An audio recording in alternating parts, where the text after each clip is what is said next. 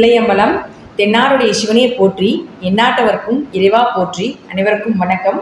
இன்னைக்கு நம்ம பார்க்கக்கூடிய பதிவு என்னன்னு பார்த்துட்டிங்கன்னா, மே மாத பலன்களை பற்றி தான் நம்ம முழுமையாக பார்க்க போகிறோம். அதற்கு முன்னாடி நம்மளுடைய சேனலை சப்ஸ்கிரைப் பண்ணிக்கோங்க. பெல் பட்டனில் ஆல் அப்படின்னு சொல்லக்கூடிய பட்டனை கிளிக் பண்ணிக்கோங்க. அப்போ தான் நம்ம போடக்கூடிய அனைத்து பதிவுகளுமே உங்களுக்கு உடனுக்குடனே வந்துகிட்டே இருக்கும். இந்த மாதம் மே 1ஆம் தேதி குரு பகவான் மேஷத்திலிருந்து ரிஷபத்துக்கு பயிற்சி ஆகியிருக்கிறார். மிகப்பெரிய யோக காலங்கள் என்னென்ன, யாருக்கு, எந்த லக்னத்துக்கு, என்ன ராசிக்கு, அதற்குண்டான வழிபாடுகள் என்ன, பரிகாரங்கள் என்ன அப்படிங்கிறது கீழே டிஸ்கிரிப்ஷன் பாக்ஸில் ரொம்ப தெளிவாக கொடுத்துருக்கேன். அதையும் நீங்கள் போய் பாருங்கள். இந்த மாதம் மே மாதம் அப்படிங்கிறதுனாலையும் இந்த மாதம் நடராஜர் அபிஷேகம் இருக்குது, அதையும் நீங்கள் பார்த்து கண்டுகளியுங்கள். அதே போல் ராகு செவ்வாய் அப்படிங்கிற சேர்க்கை அப்படிங்கிறது இந்த மாதம் முழுவதும் இந்த சேர்க்கை கூட்டணி இருக்குது. பொதுவாக உங்கள் ஜாதகத்தில் ராகு செவ்வாய் சேர்க்கை இருக்கான்னு பாருங்கள். ரொம்ப கவனமாக இருங்க. என்ன ராகு செவ்வாய் சேர்க்கை அப்படிங்கிறது பார்த்துட்டிங்கன்னா, தேவையில்லாத வம்பு வழக்குகள், பிரச்சனைகள், சண்டை சச்சரவுகள் குடும்பத்திலேயாக இருந்தாலும் இழுத்து விட்டுரும். இது ஆண் ஜாதகத்தில் இருந்தாலும் சரி, பெண் ஜாதகத்தில் இருந்தாலும் சரி, கணவன் மனைவிக்குள்ள கடுமையான கருத்து வேறுபாடுகளை கொடுக்கும். அதே போல் பாருங்கள், ஏதாவது ஒரு வம்பு, ராகு அப்படிங்கிறது இந்த இல்லீகல் தொடர்பான விஷயத்தில் சிக்கிறது. அப்போ இது எல்லாமே தேவையில்லாத இல்லீகல் தொடர்புகள், திருட்டுத்தனம், இது எல்லாத்தையுமே இந்த செவ்வாய் காட்டி கொடுத்துருவார். ஸோ அதனால் இதில் எல்லாமே கொஞ்சம் கவனமாக இருங்க. பொதுவாக ஜாதகத்திலே ராகு செவ்வாய் சேர்க்கை இருக்குது அப்படின்னாலே, பெண் ஜாதகமாக இருந்தால் என்ன செய்வாங்கன்னா, எனக்கு இது திருமண வாழ்க்கையே பிடிக்கல அப்படின்னு சொல்லி தாலி கழட்டி வீசிடுவாங்க. ஆண் ஜாதகமாக இருந்தாங்கன்னு வச்சுக்கோங்களேன், கை கலப்பு, சண்டை, பிரச்சனை, அடிக்கிறது, மனைவியை கொடுமைப்படுத்துறது, ஒரு வளர்ச்சி இல்லாமல் இருக்கிறது, திருமணத்துக்கு பின்பு 2 பேர்த்துக்குமே, கணவன் மனைவி 2 பேர்த்துக்குமே வளர்ச்சி குறைவு அப்படிங்கிற ஒரு சேர்க்கை எல்லாமே இந்த மாதிரி ஒரு நடைமுறையில் நடந்துட்டு இருக்கக்கூடிய அமைப்பு தான் இந்த செவ்வாய் ராகு சேர்க்கை. அதனால் யார் ஜாதகத்தில் செவ்வாய் ராகு சேர்க்கை இருக்கோ அவங்களாம் கொஞ்சம் கவனமாக இருங்க. ஏன் அப்படி சொல்கிறேன்னு பார்த்துட்டிங்கன்னா, இந்த காலகட்டங்களில் எல்லா கிரகங்களும் ராகு கேதுக்குள்ளே அடக்கமாயிட்டாங்க. ஒரே ஒரு கிரகம் மட்டும்தான் சனி பகவான் வெளியே நிற்கிறார். அவரும் சதயத்தில் ராகு சாரத்தில் நிற்கிறார். ஸோ இதுவும் உங்களுக்கு முழுக்க 100% கால சர்ப்ப தோஷம் உள்ள ஒரு அமைப்பு. இந்த மாதத்தில் பிறக்கக்கூடிய எல்லாருக்குமே இந்த அமைப்பில் தான் இருக்கும். அதனால் அது மட்டும் இல்லாமல் செவ்வாய் ராகு சேர்க்கையாகவும் இருக்கிறதுனாலையும் கொஞ்சம் வம்பு வழக்குகள் இயற்கையாகவே உங்கள் குடும்பத்தில் நடக்கிறதுக்கு வாய்ப்புகள் உண்டு. கொஞ்சம் கோபத்தை கட்டுப்படுத்திக்கோங்க, பிடிவாத குணத்தையும் கட்டுப்படுத்திக்கோங்க அப்படின்னு ஒரு அமைப்பு உண்டு. உலகளவில் பார்த்துட்டாலும், நம்ம இந்த உலகியல் ஜோதிட முறையில் நம்ம பார்த்துட்டாலும் கூட போர்க்குணம், அதே போல் பார்த்துட்டிங்கன்னா தேவையில்லாத ஒரு பிரச்சனைகள், நம்ம நாட்டுக்கு எதிரி நாட்டுக்கு பிரச்சனைகள் வரக்கூடிய ஒரு அமைப்பு. எங்கே பார்த்தாலும் செவ்வாய்னா உங்களுக்கு நெருப்புன்னு சொல்கிறோம், தீ பிடிக்கிறது, இது போல் ஏதாவது ஒரு விஷயங்கள், அடிதடி, வம்பு வழக்கு, சண்டை சச்சரவு, ஆக்சிடென்ட் ஆகிறது, போகிற விபத்துகள் எல்லாமே செவ்வாய் ராகு தான். ஸோ இந்த செவ்வாய் ராகு சேர்க்கை இருக்கிறவங்களும் பாருங்கள், இந்த காலகட்டங்களில் பயணத்தை தவிர்த்துக்கோங்க. அப்போ ராகுனா இருள் கிரகம்னு சொல்கிறோம். அப்போ கடைசிக்கு இரவு நேரத்துலையாவது பயணத்தை தவிர்த்து கொள்ள வேண்டும் அப்படிங்கிற ஒரு சின்ன அட்வைஸாக நீங்கள் வச்சுக்கோங்க. இப்போ நாம் ஒவ்வொரு ராசிக்கும் உண்டான பலன்களை பார்க்கலாம். இப்போ இப்படி இருக்கக்கூடிய ஒரு ஜாதகர்கள் என்ன பண்ணலாம்? இயற்கையாக செவ்வாய் ராகு சேர்க்கை இருக்குது அப்படின்னா, இந்த மாதம் மட்டும் ஒரு சின்ன பரிகாரமாக நீங்கள் எடுத்துக்கோங்க. அசைவத்தை நிறுத்திக்கோங்க. இந்த ஒரு மாதங்கள் மட்டும் செவ்வாய் உங்களுக்கு அடுத்த மாதம் உங்களுக்கு மேஷத்துக்கு போயிடுவார். அப்போ இந்த மாதம் வரைக்கும் தான் ராகுவோட சேர்க்கையில் நிற்கிது. அப்போ இந்த மாதம் மட்டும் கொஞ்சம் அசைவத்தை தவிர்த்து கொள்வது ஒரு சிறப்பான விஷயமா இருக்கும். கோவத்தை குறைத்து கொள்ளுங்கள். மேக்சிமம் முருகன் வழிபாடு பண்ணுங்க. அதே போல் பாருங்கள், ராகுவை கண்ட்ரோல் பண்ணக்கூடிய ஒரே தெய்வம் யாருன்னா காளி, துர்க்கை, இந்த மாதிரி தெய்வங்கள் தான். அப்போ இவங்களையும் கொஞ்சம் இந்த மாதங்கள் அவங்களையும் கொஞ்சம் வழிபாடு பண்ணுங்க. அதே போல் செவ்வாய் ராகு சேர்க்கை, முருகனை கெட்டியாக பிடிச்சிக்கோங்க. முருகனுடைய மூல மந்திரத்தையும் சொல்லுங்கள்.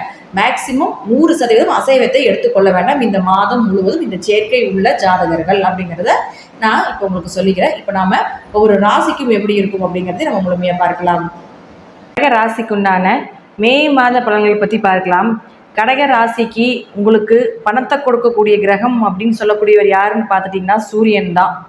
அந்த சூரியன் பாருங்கள், உங்களுடைய ராசிக்கு 10ல் உச்சமாகிறார் 14ஆம் தேதி வரைக்கும். ஸோ உங்களோட பிளான் எல்லாம் 14ஆம் தேதி வரைக்கும் ப்ராசஸ் பண்ணிக்கோங்க. பணம் சார்ந்த விஷயங்கள், குடும்பம் சார்ந்த விஷயங்கள், உங்களுடைய தேவைகள், இது எல்லாமே 14ஆம் தேதி வரைக்கும் நல்லா இருக்கும். அதற்கு மேலே பாருங்கள், 11ஆம் வீட்டுக்கு வரார். குருவோடு சேர்ந்து சிவராஜ யோகமாக வேலை செய்ய போகிறார். அப்போ அதிக லாபத்தை கொடுக்கக்கூடிய ஒரு அமைப்பும் இந்த மாதம் முழுவதும் உண்டு. கடகராசிக்கு இந்த மாதம் 14ஆம் தேதி வரைக்கும் தொழில் சார்ந்த விஷயங்கள் எல்லாமே அருமையாக இருக்க போகுது.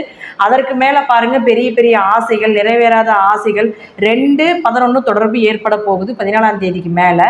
அப்போ காசு, பணம், சொத்து சேர்க்கை உண்டு. ஏன்னா கடகராசிக்கு உங்களுக்கு அஷ்டம சனி போயிட்டு இருக்கிறதுனால பணம் சார்ந்த பிரச்சனை நிறைய இருந்துகிட்டு இருக்கணும். இப்போ இந்த மாதத்தை பயன்படுத்திக்கோங்க. நிச்சயமாக ஒரு பண வரவு உண்டு. அது மட்டும் இல்லாமல் குரு மே 1ஆம் தேதி 11க்கு வரார். 9ஆம் அதிபதி 11ல், தந்தை மூலமாக தனப்பிராப்தம் கிடைக்கும். 11ல் குரு வந்தால் லாபஸ்தானம் பெருக போகுதுன்னு அர்த்தம், லாபம் அதிகமாக போகுதுன்னு அர்த்தம். அப்போது இந்த வருடம் முழுவதுமே நல்ல பீரியடாக இருக்க போகுது. அது மட்டும் இல்லாமல் உங்கள் 2ஆம் அதிபதி குருவோட சேர்ந்து சிவராஜ யோகத்தில் இருக்கிறதுனால பெயர், புகழ், மதிப்பு, மரியாதை, அந்தஸ்து இதெல்லாமே நிச்சயமாக இந்த மாதம் முழுவதும் உண்டு அப்படிங்கிறதுல மாற்றமே இல்லை. அடுத்து பாருங்கள், உங்களுக்கு 3 மற்றும் 12ஆம் அதிபதினு சொல்லக்கூடிய புதன் நீசமாகிறார் 10ஆம் வீட்டில். அதாவது 3ஆம் அதிபதி நீசமானால் உங்கள் கூட பிறந்தவங்களை இந்த மாதத்தில் நம்ப வேண்டாம், அதிக எஃபர்ட் போட்டு பண்ணாதீங்க. என்ன இருக்கோ அதை கண்டிப்பாக அதுக்குண்டான வரவுங்கிறது நிச்சயமாக உண்டு. அதனால் பெருசாக நீங்கள் இதில் ஈடுபட வேண்டாம். அடுத்து பாருங்கள், 3 மற்றும் 12ஆம் அதிபதினு சொல்லக்கூடிய புதன் நீசமாகிறார் 9ஆம் வீட்டில். 3ஆம் இடம் 9ஆம் இடத்துல நீசமானால் உங்கள் கூட பிறந்தவங்களை நம்ப வேண்டாம். இந்த மாதம் முழுவதும் பண இழப்புகள் நடக்கும்.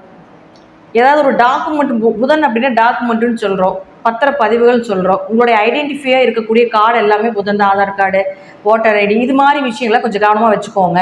இந்த மாதம் அது தொலைறதுக்கு உண்டான வாய்ப்போ சேதங்கள் ஆகிறதுக்கு உண்டான வாய்ப்புகளும் உண்டு.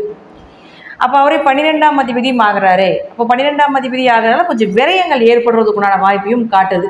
ஸோ கொஞ்சம் இந்த மாதம் கொஞ்சம் விரைய செலவு உண்டு அப்படிங்கிறது, பணவரவு ஒரு பக்கம் இருந்தாலும் சின்ன சின்ன மன கஷ்டங்களும் விரைய செலவுகளையும் காட்டுது இந்த புதன் மூலமாக.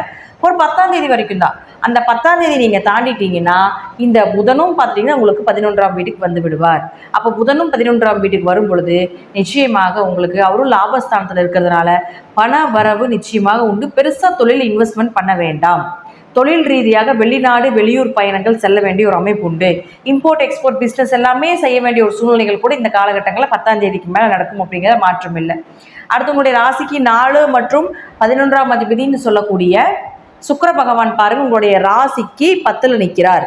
அப்போது 4ஆம் அதிபதி 10ல் இருந்தால் வீடு, மனை, சொத்து, சோகங்கள் இதெல்லாமே 19ஆம் தேதி வரைக்கும் வாங்கக்கூடிய ஒரு அமைப்பை ஏற்படுத்தி கொடுப்பார். தொழில் மூலமாக ஒரு வளர்ச்சியும் ஏற்படுத்தி கொடுப்பார். 19ஆம் தேதிக்கு மேலே 11ஆம் வீட்டுக்கு போகிறதுனால நல்ல லாபத்தையும் கொடுப்பார். தாய் மூலமாக ஏதாவது அம்மா கிட்ட ஏதாவது வாங்கணும்னு நினைக்கிறீங்க, ஏதாவது சொத்து ஏதாவது வாங்கணும்னு நினைக்கிறீங்க, கொஞ்சம் அம்மாவனுடைய அரவணைப்பு தேவை அப்படின்னு நினைக்கிறீங்க, அம்மாவனுடைய ஆசைகள் நிறைவேற்றலாம், அல்லது வீடு சொத்துக்கள் ஏதாவது வாங்கலாம். உங்களுடைய ஆசைக்கு நீங்கள் இப்படி தான் வீடு கட்டணும், இப்படி தான் இந்த வண்டி தான் எனக்கு வேணும் அப்படிலாம் நினச்சிருப்பீங்க இல்லைங்களா? அதெல்லாமே நிச்சயம் 19ஆம் தேதிக்கு மேலே நடப்பதற்குண்டான வாய்ப்புகள் உண்டு. அப்போ அவரே 11ஆம் அதிபதியும் ஆகிறாரே. சுக்கிரன் யார்? லாபஸ்தான அதிபதி, லாபஸ்தானத்தில் இருக்கார் இல்லையா? அப்போது எப்படி சொல்கிறதுன்னு தெரியல, இந்த மாதம் ரொம்ப அமோகமாக இருக்க போகுது. எல்லாமே 10, 11க்கு வந்துருச்சுங்க. 10ன்னா தொழில், 11ன்னா லாபம். எல்லா கிரகங்களும் இதுக்குள்ளே தான் ஜாயிண்ட் ஆகுது. ஸோ அதிக லாபம், அதிக வருமானம், இது எங்கே தொட்டாலும் அங்கே தான் வந்து நிற்கிது பாருங்கள். அடுத்து செவ்வாயும் கூட பாருங்கள், உங்களுக்கு லக்னத்துக்கு 5 மற்றும் 9ஆம் அதிபதி 10ஆம் அதிபதினு சொல்லக்கூடிய செவ்வாயும் பாருங்கள் உங்களுக்கு 9ஆம் வீட்டில் இருக்கார். அப்போது 5 குடை வரும்போ 9ஆம் வீட்டில் இருந்தால் என்னங்க, பூர்வ புண்ணியஸ்தானம் வலுத்து இருக்குன்னு அர்த்தம். தந்தை சொத்து, உங்களுடைய தாத்தா சொத்து, பூர்வீக சொத்து இதெல்லாமே கிடைக்கும். அப்போ அவருக்கு வீடு கொடுத்து குருவும் போய் 11ல் நிற்கிறாரு, லாபஸ்தானத்துக்கு வந்துடுறாரு இல்லைங்களா? அப்போ கண்டிப்பாக ஏதாவது ஒரு வீடு விற்கலான் இருக்கீங்க, அப்பா சொத்து விற்று ஒரு லாபம் பெறலான் இருக்கீங்க, தாத்தா சொத்தை விற்று ஒரு லாபம் பெறலான் இருக்கீங்கன்னா இந்த குரு வந்ததுக்கப்புறம் மே 1ஆம் தேதிக்கு மேலே அது ப்ராசஸ் பண்ணுங்கள். நிச்சயமாக எதிர்பார்த்ததை விட பெரிய லாபம் கிடைக்கும். அது விற்கிறக்குண்டான ரொம்ப நாளாக பழசாகவே இருக்குங்க, ஏதாவது விற்று ஏதாவது நம்மளுடைய குடும்பத்தை சேஃப்டி பண்ணலான் இருக்கீங்க அப்படின்னு நினச்சிங்கன்னா இந்த மாதம் மூவ் பண்ணுங்கள், நிச்சயமாக நடக்கிறதுக்குண்டான வாய்ப்புகள் உண்டு. அடுத்து பாருங்கள், அவரே உங்களுக்கு செவ்வாயே பாருங்கள் உங்களுக்கு 10ஆம் அதிபதி ஆகிறார் இல்லையா? 10ஆம் அதிபதி 9ல் நிற்கிறார். அப்போ அப்பா கூட சேர்ந்து தொழில் பண்ணுறது, இல்லை உங்கள் தொழிலை அப்பாவை ஜாயின் பண்ணி ஏதாவது பார்ட்னர் போட்டு பண்ணுறது, 10, 9 தொடர்பு மிகப்பெரிய யோகத்தை ஏற்படுத்தி கொடுத்து விடும். ஆண் வாரிசு பெறுவதற்குண்டான வாய்ப்புகள், குழந்தை சார்ந்த விஷயத்தில் ஏதாவது ஒரு மருத்துவ செலவுகள், ஒரு ஆப்ரேஷன் பண்ண வேண்டிய ஒரு சூழ்நிலைகள் இதெல்லாமே கிடைப்பதற்குண்டான வாய்ப்புகளும் உண்டு. அப்போது யாராவது ப்ரெக்னென்சியாக இருக்கீங்க அப்படின்னா இந்த மாதத்தில் குழந்தை பிறக்குது அப்படின்னா கண்டிப்பாக கொஞ்சம் கவனமாக இருங்க. ஏன்னா ராகுனா ஆப்ரேஷன் சொல்கிறோம், 5ஆம் இடத்து செவ்வாயின்னு 5 தான் குழந்தை. அப்போ அவர் போய் ராகுவோடு சேரும்பொழுது குழந்தைக்கு ஏதாவது மருத்துவ செலவு, ஒரு சின்ன சின்ன சர்ஜரியோ பண்ண வேண்டிய ஒரு சூழ்நிலைகள் வரலாம், அல்லது குழந்தை பிறப்பதற்கு ஏதாவது ஒரு சர்ஜரி பண்ண வேண்டிய ஒரு அமைப்பு இதெல்லாமே ஏற்படுத்தி கொடுப்பார். ஏன்னா 9, 10 தொடர்பு ஏற்பட்டாலே இது தர்ம கர்மாதிபதி யோகம். 2 யோகம் வேலை செய்யுதுங்க இந்த மாதம் உங்களுக்கு. 1 தர்ம கர்மாதிபதி யோகம், 1 சிவராஜ யோகம். இந்த மாதம் முழுவதும் எல்லாத்துக்குமே சிவராஜ யோகம் வேலை செய்யும். அப்போ யாருக்கு யோகத்தை கொடுக்குங்கிறதா விஷயமே. அப்போ உங்களுக்கு மிகப்பெரிய 11க்கு வருது இல்லையா? அப்போ மிகப்பெரிய யோகத்தை நிச்சயமாக கொடுக்கும் இல்லையா? அப்போது ஒன்று சிவராஜ யோகத்தின் மூலமாக பெயர், புகழ், மதிப்பு, மரியாதை இந்த மாதம் உண்டு, சொத்து சேர்க்கை உண்டு. அடுத்தது பாருங்க, 9, 10 தொடர்பு ஏற்பட்டு ஆண் வாரிசு கிடைப்பதற்கு உண்டான வாய்ப்புகள், தொழிலில் நல்ல வளர்ச்சியை கொடுப்பதற்கு உண்டான வாய்ப்புகள், உயர்கல்வி படிப்பதற்கு உண்டான வாய்ப்புகள், தொழில் ரீதியாக பல நபர்கள் உங்களுக்கு இன்ட்ரடியூஸ் ஆகி அவர்கள் மூலமாக உங்களுக்கு ஏதாவது ஒரு பயன்கள் கிடைப்பதற்கு உண்டான வாய்ப்புகள் இதெல்லாமே உண்டு. அப்போ இந்த 2 யோகமும் உங்களுக்கு இந்த மாதம் நடக்கிறதுனால கடகராசி அஷ்டமச்சனி பயந்துகிட்டே இருக்காதீங்க.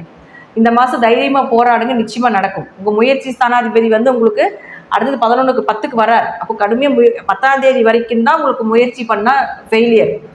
10ஆம் தேதிக்கு மேலே கடுமையாக முயற்சி பண்ணுங்க, சக்ஸஸ் கிடைக்கும். ஸோ 10ஆம் தேதிக்கு மேலே மிகப்பெரிய வாய்ப்புகள் உண்டு. கடகராசிக்காரர்களுக்கு இந்த மாதம் 10ஆம் தேதிக்கு மேலே என்ன வேணால் செய்யுங்க, அது உங்களுக்கு லாபத்தை கொடுக்கும். தசாபுத்தி மட்டும் நல்ல தசாபுத்தி யோக தசைகளாக இருந்தால் நான் சொல்வதை விட மிகப்பெரிய ஒரு பிரம்மாண்ட யோகத்தையும் இந்த கிரகங்கள் உங்களுக்கு இந்த மாதம் ஏற்படுத்தி கொடுக்கும் அப்படிங்கிறது தான் முற்றிலும் உண்மை. நன்றி, வாழ்த்துக்கள். மீண்டும் ஒரு நல்ல பதிவில் சந்திக்கலாம். திருச்சிற்றம்பலம், தில்லையம்பலம், ஸ்ரீ நரசிம்ம துடிகளே சரணம்.